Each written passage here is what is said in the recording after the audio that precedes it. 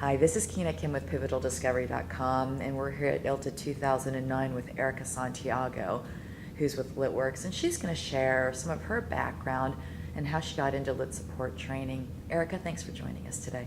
Thank you, Kina, and I'm glad to be here. I'm here at ILTA, and I go to many other conferences to educate myself, to make sure that I stay up to date on what's going on in our industry. But more importantly, I come to meet the people, the faces behind the tweets that I follow, the blogs that I read, the articles that I read by other industry experts, and that makes a difference in my training. I do a lot of research. How did I get into litigation support? Well, back in 1995, when I left college, I was supposed to go to law school, and the plan was that I would get a job at a law firm as a paralegal to get that great recommendation to get to law school. However, after about 3 months of working with the litigation team at Knight, I was given what I like to call the matrix opportunity. Erika, if you take the blue pill, you can stay on, of course, as a paralegal, and we'll make sure that you get proper training in that area in litigation. We'd love to have you to stay. Or, Erika, you can go over here to litigation support. I don't really know what they do, but she keeps telling us that she needs help. So you could go do that.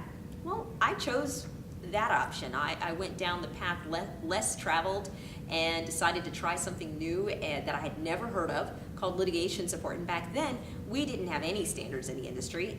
We still were just barely standardized on Group 4 TIFs, and I learned on the job. I was mentored by my first litigation support manager, who I think did a fantastic job, and I really appreciate that to this day. And a big part of working in our field is mentorship and coaching on the job, and a lot of on the job training. But you know what? Today we just don't have the luxury of spending 14 years with on the job training. So some of the things that I did from an on-the-job training standpoint that led me eventually to being a trainer, to being a consultant, included my time at Holland & Knight, my time at King & Spalding in litigation support roles, and then eventually going to the vendor side. And on the vendor side, I've worked for a software vendor, I've worked for a trial presentation vendor, a service provider that dealt in electronic discovery and traditional paper discovery, and eventually all of that worked to my advantage when I was hired by LitWorks, a DTI company, about 4.5 years ago, because I was brought in to train people to do what I used to do in the law firm. So the benefit of my experience, my on-the-job experience, is now played out in our curriculum, and that is something that I'm very grateful for, because I actually have those on-the-job experiences to share with others, as well as the experiences of students in years past now, as we've been around for a while. So that's how I got into litigation support and training. Great, and can you tell us a little bit about the profile of your students and who's going to benefit more from the type of training that you provide? Our typical student profile runs 3 general areas, which we're all familiar with here in our industry.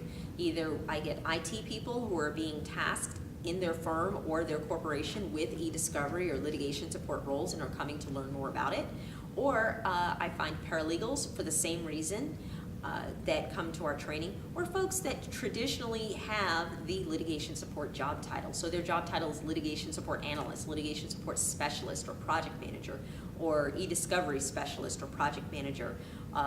And every once in a while, we get attorneys, but we don't generally get practicing attorneys. We get attorneys who are managing huge document reviews and would like to learn more about what comes before the document review and what comes after the document review, so that everything that they're doing from a management position or a project management position is put into context with everything else that came before it in the life cycle of the matter. So that's our typical student profile.